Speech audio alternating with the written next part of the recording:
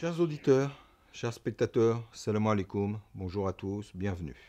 Aujourd'hui, nous allons, dans l'optique donc des comptes rendus de livres, aborder un livre que je vous conseille. C'est vraiment une priorité. Il faut vraiment absolument l'acheter, l'encadrer, le mettre dans le salon, le lire, le diffuser partout. Non, je plaisante. Sérieusement, ne l'achetez surtout pas. Je vous en fais un compte rendu et pas de reproche, on me l'a offert, je ne l'ai pas acheté non plus. C'est un torchon. Si en un mot, si on peut résumer, c'est un torchon. Alors c'est présenté par la maison Lafon, Marek Alter, Khadija, un projet donc de biographie des grandes figures de l'islam, en commençant par Sayyidina Khadija, première femme du prophète, le salam, une des femmes parfaites selon le hadith, avec pour projet derrière de continuer avec Sayyidina Fatima, donc la fille du prophète, la fille bien-aimée, la femme de Sina Ali, la mère de Hassan ou la Hussein, donc de toute la descendance du prophète, c'est le salam. Donc des femmes pures, des femmes... Et à travers ces écrits, comme on va le voir ensemble, vous verrez que c'est l'islam, mais également le prophète qui sont attaqués. Avant de commencer à voir le livre, je vais quand même faire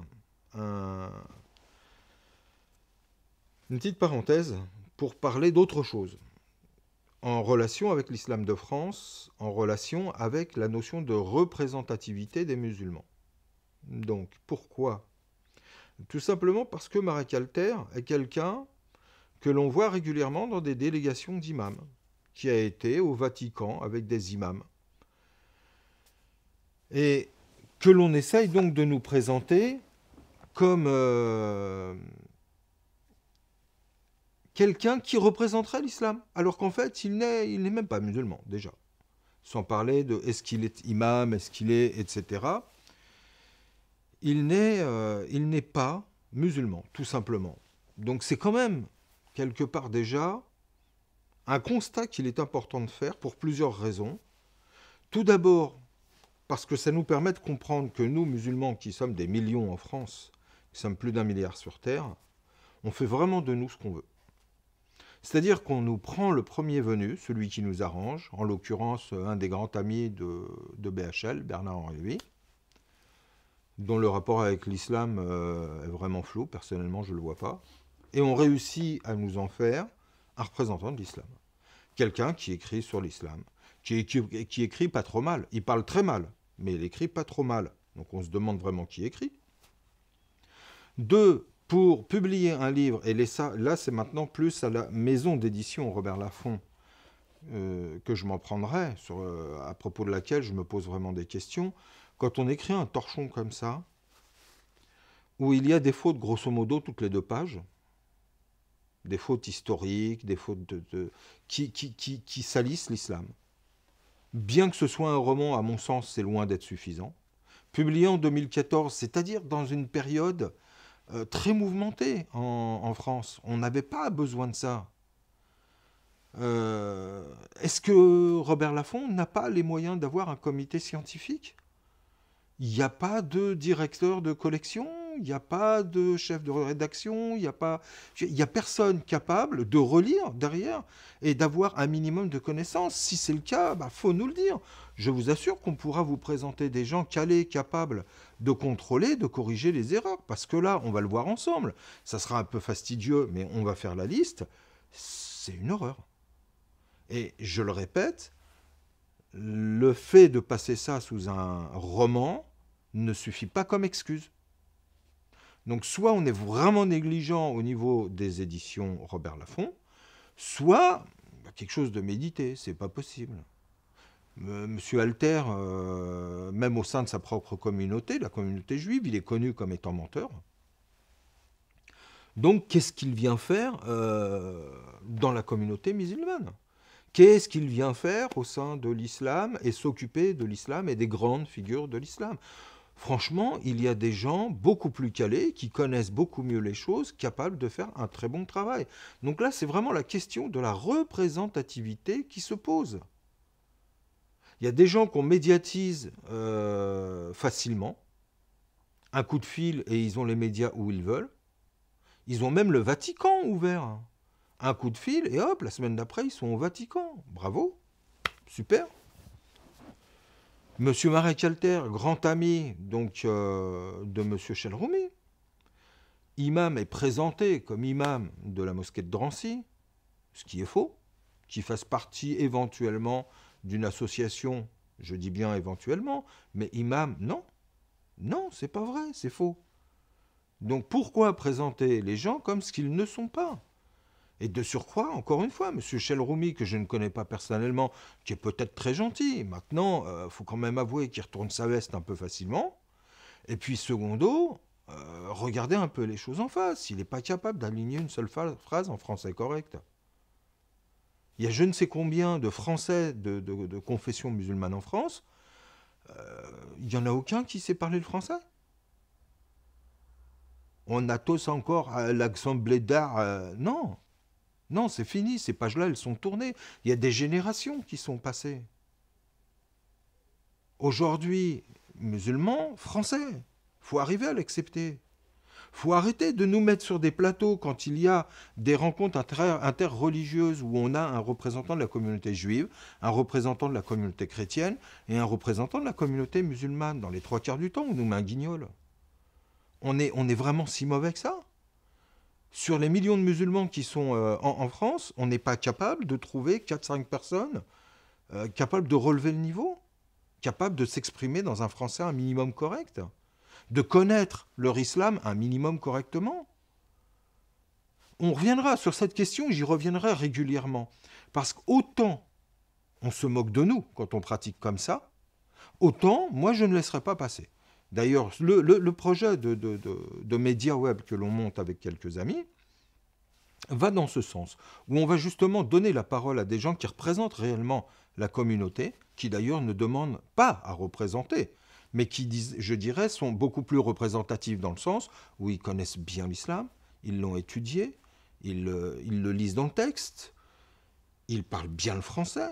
Souvent, ce sont des auteurs, des écrivains, qui donc manipulent très bien et la langue et la plume. Et vous verrez qu'il y en a du monde capable de s'exprimer correctement. En quel honneur est-ce que l'on nous ramène des gens, dernièrement encore, pour régler le problème de l'histoire de France? J'apprends qu'avec les accords des plus hautes autorités, c'est-à-dire le ministère de l'Intérieur, on nous fait venir 40 imams d'Algérie qui ne parlent pas français. On se moque de qui? On se moque de qui? On nous ramène des gens qui ne parlent pas français, des gens qui ne vivent pas ici, et qui donc vont être imams, donc vont être représentatifs en tant qu'imam. Le mot imam veut dire être mis en avant. Donc étant mis en avant, il y a une certaine représentativité, que l'on veuille ou pas l'accepter. C'est pas possible. Comment est-ce qu'au niveau des autorités comme le CFCM, on laisse encore faire des idioties comme ça? Donc voilà, je tenais vraiment à faire une parenthèse sur cette question de la représentativité, qui à mon sens mériterait beaucoup plus, puisqu'il y a toute la question de l'islam de France, il y a toute la question de la formation des imams, il y a toute la question de la diffusion de l'islam, puisque nous, on nous demande en permanence de nous réformer, il faudrait peut-être également que les représentants de la laïcité française se réforment un peu aussi. C'est aussi quelque chose qui a plus d'un siècle maintenant, qui est quand même une exception en Europe, voire dans le monde.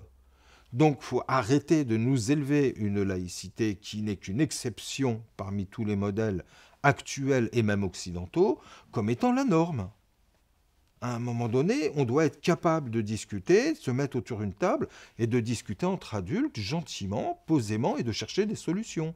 Or là, je n'ai pas l'impression qu'on cherche vraiment les solutions. Entre ce que je viens de dire à travers les 40 imams, les Chelroumi, etc., et puis Marek Alter, où on va voir en détail ce que ça donne, il faut qu'on arrête, et puis surtout nous, musulmans, qu'on se prenne un peu en main. On a un organe représentatif, le CFCM. Les enfants, il faut se bouger, il faut ouvrir un peu les yeux. Il faut arrêter. On nous appelait déjà les bénis oui-oui à une époque. Ça, c'était nos arrière-grands-parents. Stop. Stop. On doit tourner une page et passer à autre chose. Alors justement, on va passer à notre grand ami, Monsieur Alter. On va étudier un petit peu le torchon de plus près et voir de quoi il s'agit. Alors, Monsieur Alter va commencer dès le premier chapitre à nous dire que Khadija, la future épouse du prophète, vit autant à Taïf qu'à la Mecque, ce qui est faux. Et là encore une fois, une assertion inconnue, quelles que soient les biographies sérieuses que l'on peut prendre sur la question, puisqu'encore une fois, il ne s'agit pas d'aller nous chercher des sources et des références que nous, musulmans, ne connaîtrions pas. Ce que font certains, dont nous parlerons dans d'autres comptes rendus de livres. Il suffit simplement d'aller chercher des références qui sont unanimement reconnues, qui sont acceptées, et je vous assure qu'il y en a beaucoup. Alors, je vais vous en donner quelques-unes qui ont notamment le privilège d'avoir été traduits en français. Ibn Hisham, Tabari, Hamidullah, Mubarakfuri, et je dirais, etc., tellement il y en a. Et là, je passe toutes celles qui ne sont pas en français, qui seraient en langue arabe, ou persane, ou ourdou, ou etc. Là, c'est par centaines. Mais au-delà de ça, je dirais, il y a toujours, tout simplement, une question d'honnêteté intellectuelle. Quand on fait un travail et qu'à un moment donné, on a un doute sur une question, comme nous dit le Coran, allez voir les gens d'expérience, les gens de dhikr, les gens qui connaissent la question si vous ne savez pas.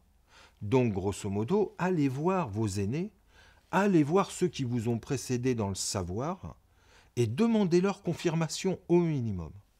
Là, c'est ce qui aurait dû être fait, et c'est d'ailleurs dans le cadre d'une boîte d'édition le rôle de ce qu'on appelle un conseil scientifique. Donc encore une fois, je relance les éditions Lafon. Si vraiment vous ne trouvez personne concernant l'islam capable de vous conseiller, je peux vous donner beaucoup de noms, il n'y a pas de souci. Donc revenons sur la question.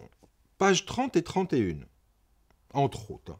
Bilal est décrit comme étant l'esclave de Mohammed, du prophète Mohammed.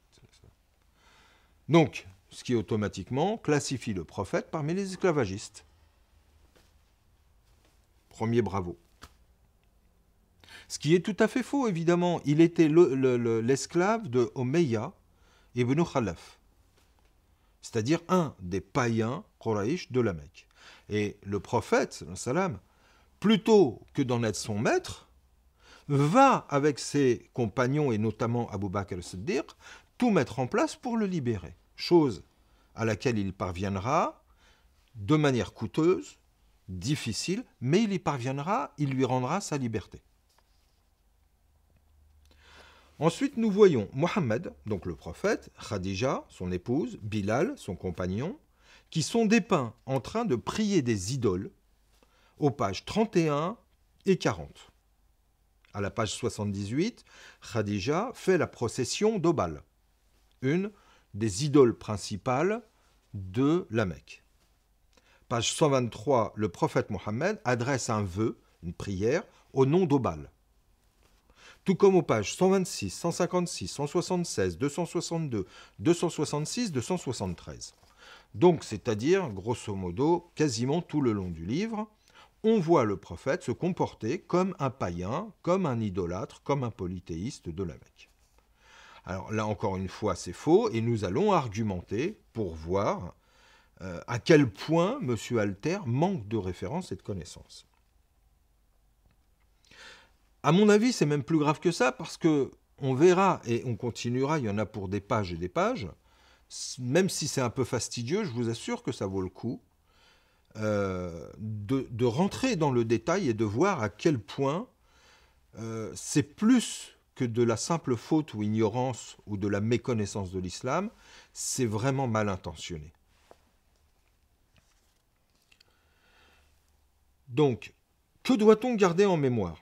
Qu'il s'agit tout d'abord d'un prophète, et pas des moindres. Il est prophète, il est Nabi al-Rasoul, il est envoyé. Mustafa al-Mukhtar, il est élu, choisi par Dieu. Khatim al-Anbiya wal-Mursalin, al-Nabiyyin wal-Mursalin. Il est le khatim, le sceau, celui qui vient sceller, qui vient poser la clé de voûte, qui vient vraiment parfaire l'édifice de la prophétie. Donc ce n'est pas le copain qu'on rencontre au marché. Ce n'est pas l'ami de quartier avec qui on va taper le domino et puis qui va prier les idoles le week-end. Il faut arrêter de raisonner comme ça. Il faut arriver à se dire qu'il y a sur cette terre des gens élus. Même dans l'ordre profane, il y a des intellectuels de premier ordre sur des sciences profanes et que l'on ne peut en aucun cas considérer sur un pied d'égalité avec une autre partie de l'humanité qui serait d'un niveau beaucoup plus bas. Donc là, on est vraiment dans le cadre du prophète qui, dès avant sa naissance, les biographies les plus sérieuses, que nous disent-elles? Elles nous disent que son père, Abdallah, avait une lumière sur le front, qui était visible à l'œil nu. Au point où, avant de se marier avec la mère du prophète, Tina Amina, une dame de la Mecque voulut l'épouser pour recueillir en elle cette lumière, sachant que c'était quelque chose d'exceptionnel qui était en train de se dérouler à ce moment-là. Les anges viennent et le purifient et veillent sur lui alors qu'il est enfant. Même quand il joue, des rapports nous disent que de temps en temps, il sent qu'on tire son vêtement. Quand il va pour se diriger vers un jeu ou autre chose, les anges veillent sur lui H24. Il est protégé, mahfoud. Il y a un passage dans sa biographie qui va nous éclairer plus précisément à ce sujet. Lors d'un voyage avec son oncle, il va à la limite de l'actuelle Jordanie et Syrie, passer à un endroit alors qu'ils sont dans une période de canicule et qu'un nuage le suit pour lui assurer de l'ombre et le protéger d'une insolation. Et donc là, on voit encore affirmer ce caractère d'être exceptionnel. Un moine qui est là-bas, Bahira, va voir et assister à ça et se dire, c'est pas normal. Il y a quelque chose qui se passe, un nuage qui suit un groupement d'hommes. Il y a quelque chose d'exceptionnel. Et donc, il va inviter les gens de cette caravane, les faire venir, et il va demander à l'un d'entre eux, avez-vous chez vous un enfant qui répondrait à tel ou tel trait, puisque la prophétie du prophète était annoncée bien avant. Et on va lui dire oui à plusieurs reprises en répondant à ces questions, et il va faire mander l'enfant qui va venir, et il va aller voir plusieurs signes, voir si sur lui il portait les signes de la prophétie. Et en ce qui concerne le prophète, il va user d'un stratagème pour, à plusieurs reprises, aller vérifier si cet enfant avait bien un destin exceptionnel et si son cas relevait même de la prophétie. Et parmi toutes les questions et les épreuves qu'il va poser, il y en a une qui concerne notamment notre cas de figure actuel. Il va lui demander, pourrais-tu jurer par Lat ou Al-Uzza, c'est-à-dire avec Obal, ce sont parmi les idoles qu'adoraient les païens mécois Quraysh de l'époque, parmi les principales, les plus influentes, les plus reconnues, etc., etc. Et que répond le prophète alors qu'il est encore enfant? Et en fait, il n'est pas encore prophète puisqu'il est prophète à l'âge de 40 ans. Que répond-il? Il va lui opposer un refus catégorique. Et le moine va insister, mais si, jure donc par ces divinités. Et l'enfant refuse toujours catégoriquement. Donc nous avons bien des preuves scripturaires que le rapport que le prophète avait, enfant, à ses idoles est une impossibilité, est un mensonge. Et d'ailleurs, il n'était pas le seul, puisque à la Mecque résidaient ce qu'on appelait les Hunafa, les Hanifs, c'est-à-dire des gens qui suivaient et s'engageaient dans la voie tracée par Abraham, qui était celle du pur monothéisme, et donc refusaient le culte des idoles. Aux pages 39 et 164, M. Alter nous dit que Mohammed tue un homme lors du voyage commercial effectué pour le compte de Ummuna Khadija. Alors, vous voyez qu'on en est encore au début, mais quels sont déjà les premiers constats que l'on peut tirer? Nous avons vu au début que Mohammed avait pour esclave Bilal. Donc Mohammed, le prophète, était esclavagiste. 1. 2. Qu'il adorait et qu'il invoquait les idoles. Donc Mohammed, en plus d'être esclavagiste, était païen, polythéiste, idolâtre. 3. Et celle-là n'est pas des moindres, le prophète devient assassin, puisqu'il va tuer quelqu'un, il est meurtrier. Donc continuons. Ce meurtre se serait passé lors d'un voyage fait pour le compte de Khadija, sa future épouse, qui au début va l'engager pour l'honnêteté qui lui est unanimement reconnue de la part de tous ses concitoyens, car rappelons qu'avant d'être prophète, il était appelé par tout le monde Mohammed el-Amin, celui qui conservait les amanas, c'est-à-dire les dépôts. Quand les gens avaient quelque chose de valeur qu'ils voulaient confier à quelqu'un, quand ils faisaient un voyage et qu'ils voulaient confier une mission ou un dépôt ou autre chose, c'était à chaque fois à Mohammed qui était reconnu pour être l'être le plus sûr et le plus digne de confiance. Donc, suite à ces remarques-là, Khadija, qui est veuve, qui a perdu son second mari, va tout faire pour engager le prophète de manière à assurer ses transactions commerciales, ses caravanes vers la Syrie notamment, pour des échanges commerciaux, se reposer sur quelqu'un de confiance. Et que va-t-elle faire, puisqu'elle pressent qu'il y a là en face d'elle quelqu'un d'exceptionnel? Mais n'ayant pas de contact direct avec lui, elle va charger l'un de ses employés, Maïsara, de l'accompagner tout au long du voyage, de veiller sur lui et de lui faire un rapport complet de ses faits et gestes. Conclusion. Si, lors de ce voyage, il y avait eu un meurtre quelconque, dans le rapport fait par Maïsara et rapporté par toutes les biographies sérieuses, nous aurions eu trace de cet événement. Or, aucune biographie reconnue ne mentionne ce genre de choses. Donc encore une fois, M. Alter, gratuitement, ou insidieusement même, va essayer de nous faire croire que le prophète était un meurtrier. Je répète, en plus d'être païen, idolâtre et esclavagiste. À la page 41, Ammar el-Khattab est présenté comme le mari de Khadija. Or, c'est faux, Khadija n'a jamais eu de mari qui s'appelait Ammar el-Khattab.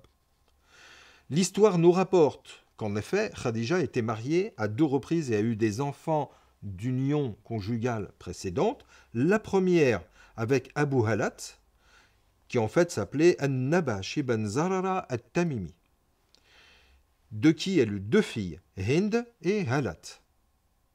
Et le second mari, Atiq ibn Abid al-Makhzoumi, donc de la tribu des Makhzoum, de qui elle eut une fille qui s'appelait Hind. Donc encore une fois, question, pourquoi travestir l'histoire? Et l'excuse de la romance, là, commence à être un peu pesante. Continuons. À la page 58, se produit la rencontre de gens vêtus de blanc et parlant hébreu, peuple au Dieu unique. Aux pages 169, 170, ces mêmes gens se purifient avec de l'eau. Alors là, encore une fois, aucune sira, aucune biographie prophétique ne rapporte ce genre de rencontres et d'événements.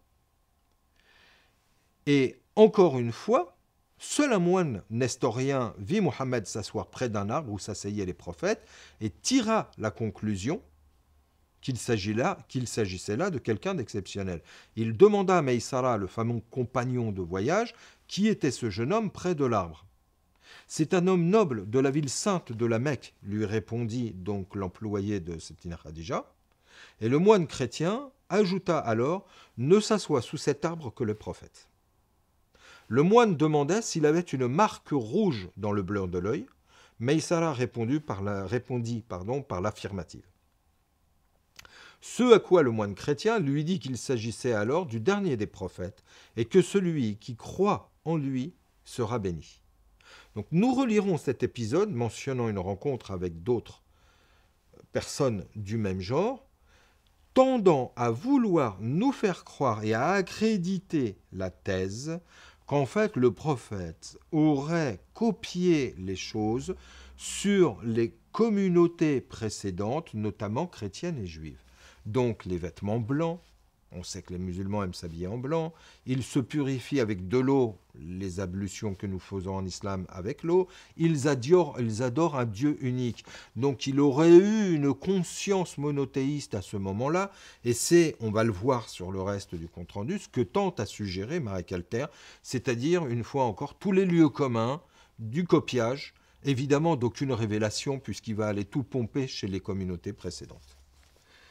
Donc, à la page 59, on voit le prophète qui, à cette époque, n'est pas encore prophète, mais cependant déjà élu. Si M. Alter avait lu quelques biographies sérieuses, se déshabiller devant tout le monde.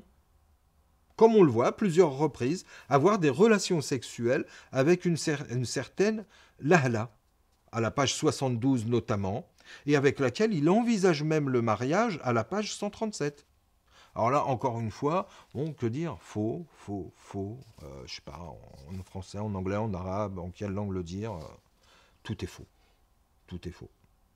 Des scènes, en plus des scènes érotiques, comme si c'était vraiment nécessaire, dans le cadre de personnes saintes, de tomber, c'est comme si on parlait de la Vierge Marie, ou de grandes saintes, Sainte Thérèse, et puis qu'on fasse des romans au bord de la pornographie et de l'érotisme pour parler de ça. Franchement, il y a d'autres domaines, il y a d'autres sujets où ça peut éventuellement se prêter. Il y a un public pour ça. Ne mélangeons pas les genres. Monsieur Alter, allez vous occuper de l'eau de rose ou de pornographie si ça vous tente, mais oubliez l'islam.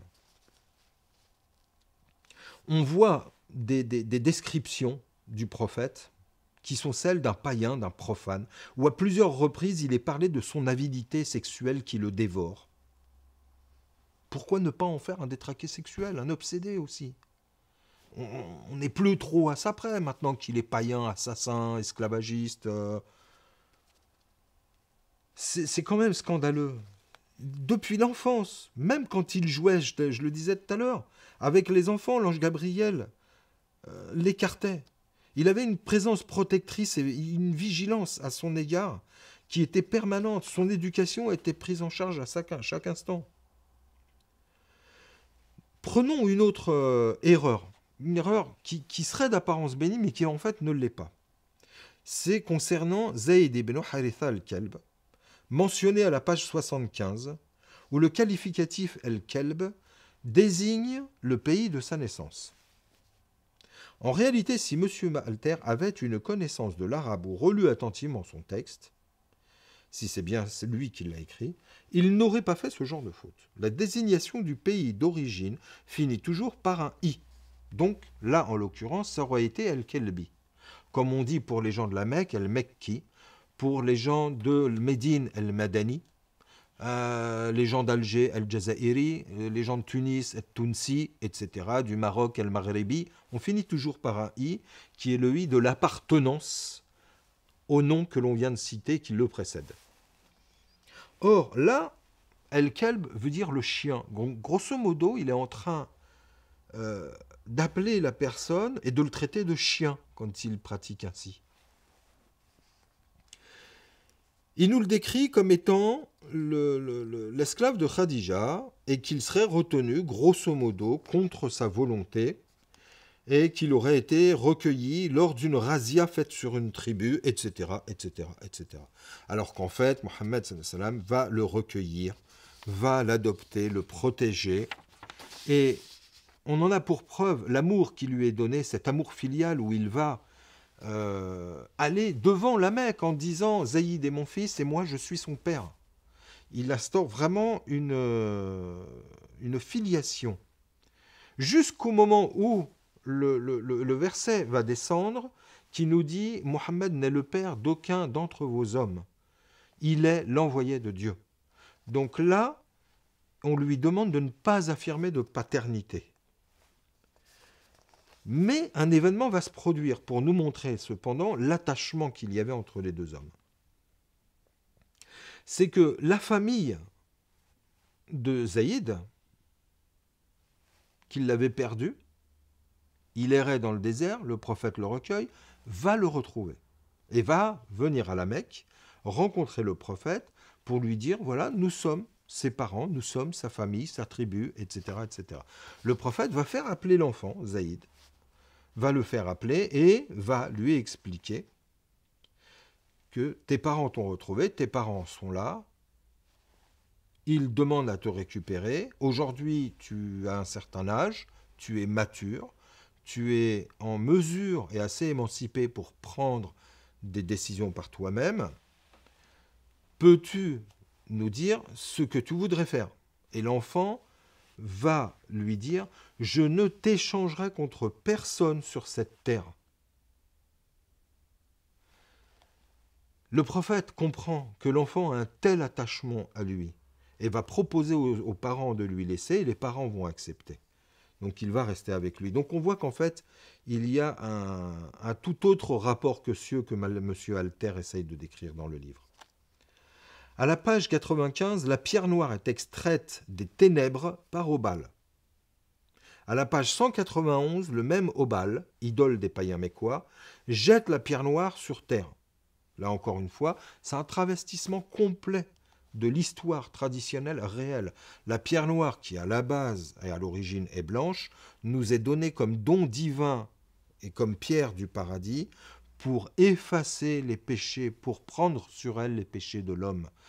Quand le pacte s'effectuait entre l'homme et Dieu, et rappelons que le temple antique de la Mecque et de la pierre, le Béthil de la Kaaba, la pierre noire actuelle, date depuis la naissance même de l'humanité. Et cette pierre était le lieu où l'homme venait poser sa main pour faire le pacte avec Dieu. Et lorsque l'on faisait le pacte à ce moment-là, la pierre se chargeait de nos péchés.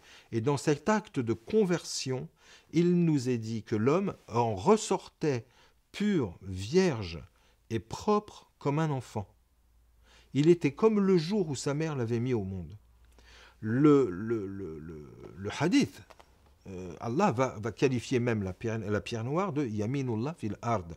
C'est la main droite de Dieu sur terre dans laquelle justement, en venant poser notre main, on fait un pacte. Et il a donné délégation au prophète de cette fonction, puisqu'ensuite c'est dans la main du prophète que le pacte s'effectuait, notamment le fameux pacte de Hudaybiyah, dont on parlera le jour où on parlera de la biographie prophétique. Et cette faculté de recevoir le pacte, le prophète l'a également transmise par autorisation spécifiquement formulée à certains compagnons et qui eux-mêmes l'ont transmis à certains de leurs compagnons de génération en génération jusqu'à nos jours. Donc à la page 107 maintenant, il est écrit qu'Abu Talib, l'oncle et le protecteur du prophète, est devenu chef du clan des Abd al-Muttalib par la ruse et l'agilité de sa langue. C'est-à-dire maintenant qu'on s'attaque même à la généalogie du prophète, puisqu'on veut déjà, certains courants, même musulmans, veulent placer ses parents, Abdallah et Amina, radiyallahu anhum, veulent les placer en enfer. Maintenant, on a même M. Alter qui lui ajoute les oncles, les grands-pères, enfin tout le monde. Tout le monde. C'était un vicieux, c'était un rusé, il prenait le pouvoir par la ruse. Enfin bon, voilà quoi. C'est une généalogie qui franchement n'est pas très propre alors. Hein. Si quelqu'un voulait dénigrer et salir les ascendants du prophète, franchement on ne s'y prendrait pas autrement. Ensuite, on a Kaoula bint Hakim, tante du prophète, qui prit, à la page 117, l'idole El-Lat pour épouser son neveu le prophète. Alors là, encore une fois, on va relever plusieurs erreurs dans ce passage. C'est-à-dire qu'une tante veut épouser son neveu. Alors là, encore une fois, bien que c'était dans une époque païenne, il y avait quand même des règles en vigueur dans la société qui, même si elles n'étaient pas toutes parfaites, et loin de là, on pourra le voir dans la biographie du prophète, il y avait quand même des règles qui tenaient la route. Le prophète est venu réformer, il n'est pas venu tout abroger, il est venu aussi confirmer des choses. Alors, sa tante, c'est pas Kaola, c'est Khaola. Tout ce récit n'est qu'une pure invention. Donc, comme je le disais, ces mœurs-là n'étaient pas à cette époque-là. Le prophète est qualifié aux pages 123 et 355 d'homme de rien. Ce qui a besoin de commenter. Alors que on a vu tout à l'heure avant sa prophétie, il était qualifié de Amin, d'homme sûr, d'homme de confiance, que tout le monde appréciait. On voit ensuite Waraqa ibn Nawfal, qui a une jambe plus courte que l'autre, et c'est un personnage qui va avoir une place importante dans la biographie du prophète. Cela n'est rapporté nulle part, c'est encore une invention, faisant de ce monothéiste avant la lettre, Hanif, un croyant avant l'heure, quelqu'un souffrant et étant handicapé, alors que c'est faux. Ensuite, on voit le même Waraqa ibn Nawfal, qui avait un lien de parenté tout proche. De mémoire, c'était le cousin de Settina Khadija, donc sa future épouse. Et il va avoir un rôle, cet homme-là, que l'on verra peut-être ici, lors de la première révélation. Mais pour l'instant, voyons ce que nous dit M. Alter. Qu'à partir de rouleaux d'écriture, et il nous dit ça aux pages 231, 233, 274, 280, 281, 332. Mohammed le prophète lui achète des rouleaux contenant des écritures sacrées des religions précédentes. Mohammed apprend par cœur les rouleaux des écritures saintes lus par Zayd à la page 332. Mohammed pourrait avoir adopté la foi en un Dieu unique par Waraqa, page 341. On voit bien là tout se mettre en place, le puzzle se mettre en place. C'est-à-dire que Mohammed n'a pas de message, Mohammed n'est pas prophète. C'est comme le reste de sa famille, quelqu'un qui va ruser, tromper, et qui va aller apprendre des choses par cœur, à droite, à gauche, forger quelque chose, qu'il va essayer de faire passer pour une religion, et qui est des imbéciles, parce que nous, les musulmans, on est idiots, pas intelligents, on n'a que des shelroumis, on comprend rien, etc. Donc on va tous manger à pleines dents le fruit, on va rien voir venir, on va rien comprendre. Bon, voilà ce que nous dit. Donc qu'en est-il en réalité? En réalité, Waraqa ibn Nawfal est un parent de Khadija. Il est même celui qui va célébrer le mariage avec Mohammed.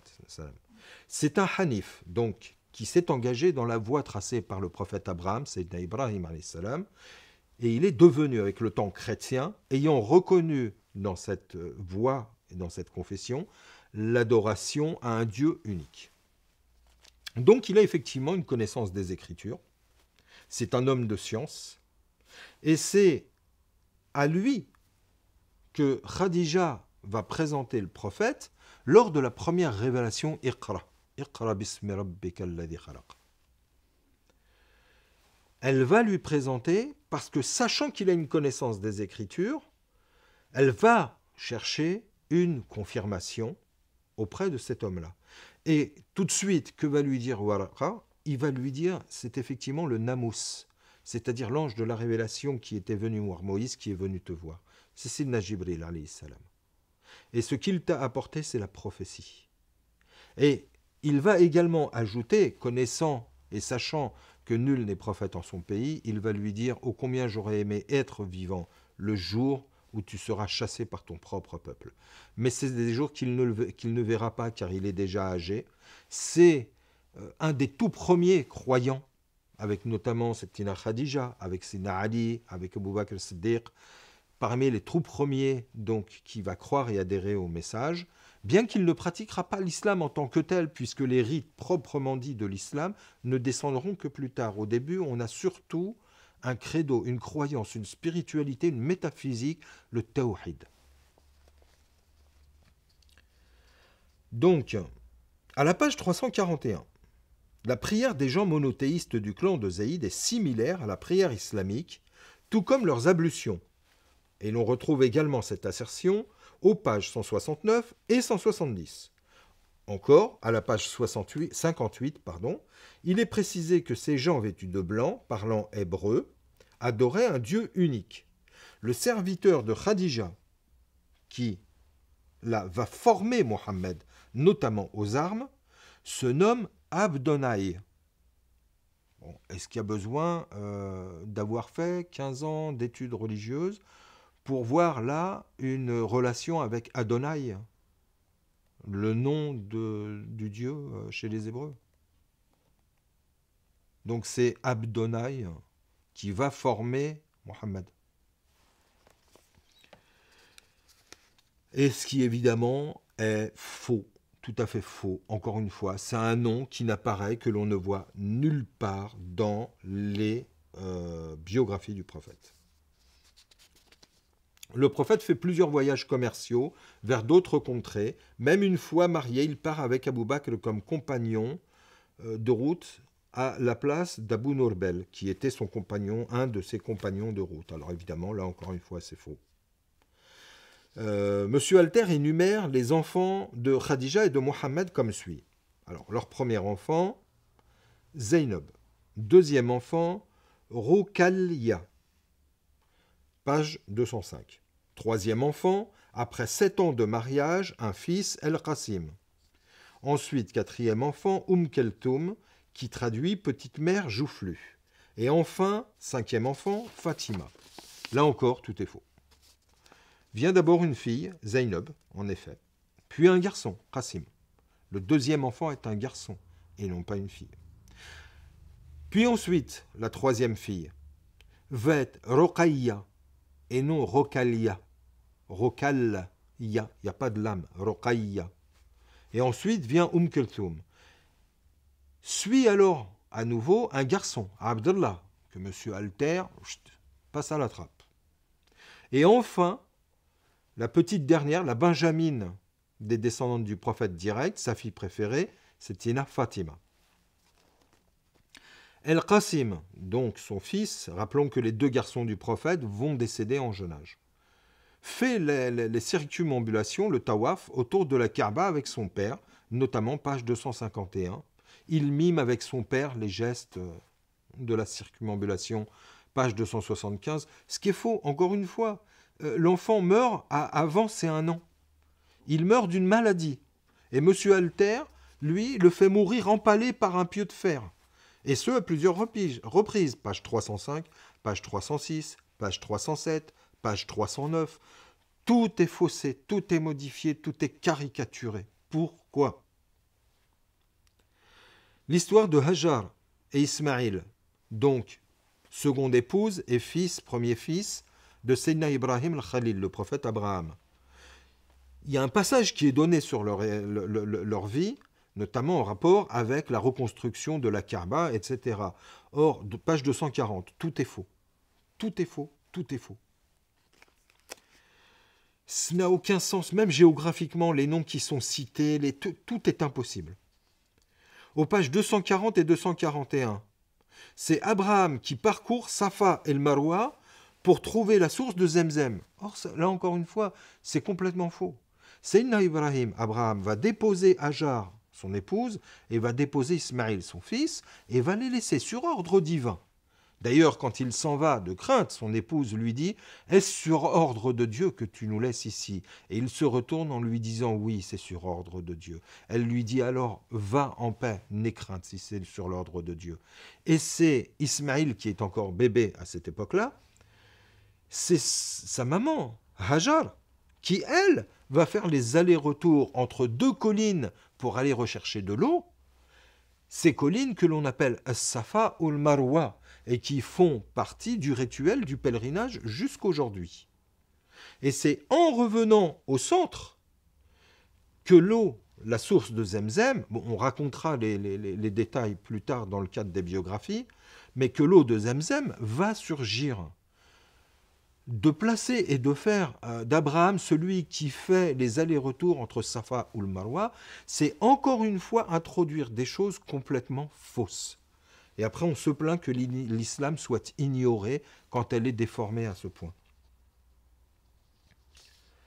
Khadija vieillissante veut marier Mohammed à sa servante Hachémou. Encore une fois, totalement faux. Pure invention.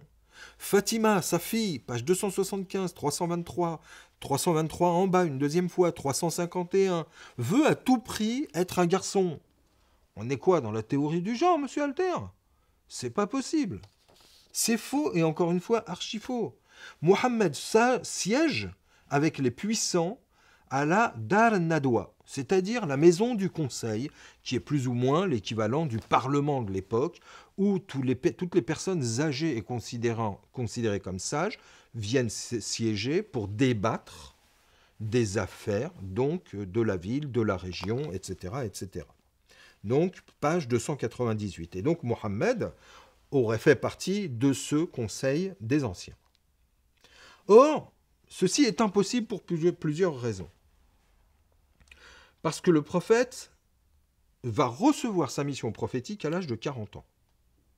Et donc, à partir de là, il est chassé, il est combattu, il est insulté, notamment par les gens qui siègent à cette maison, à ce conseil des anciens. Donc, il n'a pas pu y accéder, puisque pour accéder à cette Dar Nadwa, ce conseil des anciens, il fallait minimum avoir 50 ans. La seule exception que connaît l'histoire, c'est Abu Jahel, Abu al-Hakam, qui était appelé Abu Jahel, qui, lui, à l'âge de 40 ans, va être accepté.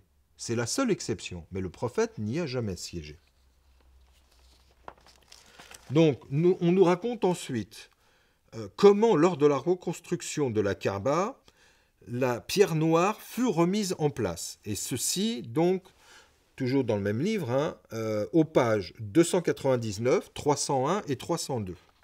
Et là encore, tout est faux.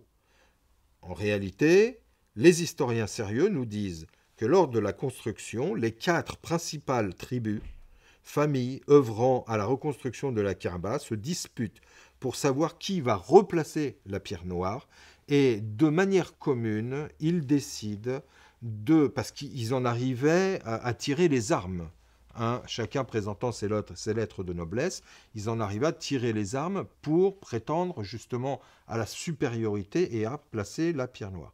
Pour éviter de faire couler le sang, ils vont de manière consensuelle accepter que la première personne qui arrivera dans le périmètre de la Mecque de la Kaaba sera le juge qui, entre eux, va déterminer qui doit passer la pierre noire. Voilà comment ça s'est placé. Ça s'est passé en réalité.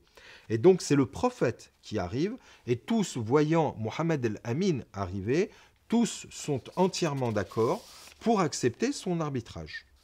Donc, que va faire Mohammed, il va étaler son manteau, demander à chaque membre de tribu de prendre une partie du manteau, placer la pierre au milieu et faire amener la pierre jusqu'à l'endroit de l'enchâssement. Et ensuite, il va les laisser décider et de manière commune, ils vont lui demander, alors toi, puisque tu es là, prends la pierre et enchâsse-la. Voilà comment ça s'est passé. Donc, Monsieur Alter, allez encore une fois relire un petit peu les biographies pour savoir ce qu'il en est réellement. On nous dit que Mohammed va ajouter un toit à la Kaaba. Faux. Faux. Tellement faux. On entend le son des cornes de bélier près de la Sainte Source et de la pierre noire. Faux, il n'y a pas de cornes de bélier, c'est une coutume juive et non arabe. Or, les peuples qui résidaient à la Mecque, même avant la révélation, étaient pour la grande majorité des peuples arabes. Les tribus juives vivaient assez loin. Les gens l'appellent Mohammed el-Amin pour sa générosité, il reconstruit en partie la Kaaba. Donc, quand on nous fait dire ça, et notamment qu'il reconstruirait le toit, c'est faux.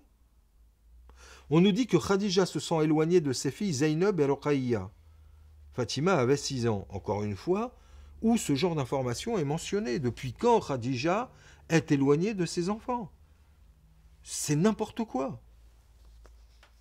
Ils ont des autels dans leur maison. Des autels où ils prient les idoles. Jusqu'au bout du livre. Mohammed lit. Il lit les parchemins où sont écrits les écritures, etc. Page 349. L'ange lui amène la révélation et lui demande de lire. Il répond qu'il ne sait pas lire. Donc comment, d'un autre côté, est-ce qu'il aurait pu lire des parchemins relatant les anciennes traditions? Donc bon, on va s'arrêter là. Je pense que ces quelques exemples, il y en a déjà quand même pas mal, qu'on pourrait raisonner, qu'on pourrait résumer en disant que ça fait quoi? Ça fait de Mohammed un païen, un meurtrier, un adultère, un polythéiste, un homme sans vergogne, quelqu'un qui va aller pomper dans les écritures des anciens pour inventer une nouvelle religion. C'est fatigant. C'est fatigant. Arrêtez de nous prendre pour des débiles mentaux. Oh là là. Je veux dire, il y a des pages à tourner, on est dans des périodes difficiles. Si on veut arriver à vivre ensemble gentiment, c'est pas en se prenant pour des imbéciles matin et soir. Or là, quand je dis ça, j'ai évidemment conscience qu'en islam, il y a un gros effort aussi. Enfin, non, pas l'islam, je dirais les musulmans. Ou du moins certaines catégories de musulmans. Car vous savez, une brebis galeuse à elle toute seule fait beaucoup de bruit. Dans une pièce de 50 personnes, il suffit d'un hurluberlu pour faire du bruit et gêner tout le monde. En réalité, les musulmans, dans leur majorité, sont des gens bien, sont des gens tranquilles, qui cherchent qu'une chose, à vivre tranquillement. Qu'on vive en paix. Un, laissez-nous en paix, puis deux, les quelques musulmans qui font du tintamarre partout et qui sont persuadés d'être les élus de Dieu, etc. Stop, stop. On a la chance de vivre dans un esprit en France qui est beaucoup plus islamique et mohammedien qu'on ne le pense. Parce qu'il y a un respect des valeurs essentielles qui sont les objectifs fondamentaux même de la charia. En France, ils sont respectés. Apprenons à se respecter les uns les autres, à vivre ensemble, comme le prophète nous avait demandé de le faire déjà à Médine, où il avait institué la première constitution qui plaçait une citoyenneté qui chapeautait les confessions et qui permettait aux uns et aux autres de vivre en frères, égaux. Revenons à des principes de ce genre, des principes mohammediens. Arrêtons de permettre une publication comme ça. Monsieur Alter, c'est pas bien ce que vous faites. C'est pas bien. Là, vous divisez. Or, je rappellerai que Dieu unit, Shaitan divise. Voilà. Bon, c'était pas très marrant. On essayera de faire un petit peu plus marrant à l'occasion d'autres comptes rendus. Maintenant, c'est quand même des livres qu'il nous faut dénoncer. Il faut qu'on les dénonce. On les dénonce dans la mesure du possible, on les dénonce dans le but d'éclairer, on les dénonce dans l'espoir que des maisons comme la Fond, qui sont quand même des maisons d'édition sérieuses, qu'elles reprennent leur sérieux, qu'elles fassent appel à des auteurs qui maîtrisent leur sujet, qu'elles fassent recours au conseil de gens avisés concernant l'islam, quand c'est des biographies de grandes figures comme ça. Je le répète, il y a de nombreuses personnes qualifiées, capables de corriger, d'apporter conseil dans des cas comme ça pour produire des œuvres de qualité. Voilà, franchement, j'espère que cet appel sera entendu, que finalement cet appel est avant tout un appel à une conciliation, à une concorde, que l'on puisse aller vers un travail qui mène à une connaissance réelle de l'islam et non pas à ces caricatures qui, comme on le voit aujourd'hui, font tellement de mal. Je vous remercie. À très bientôt. Salam alaikum.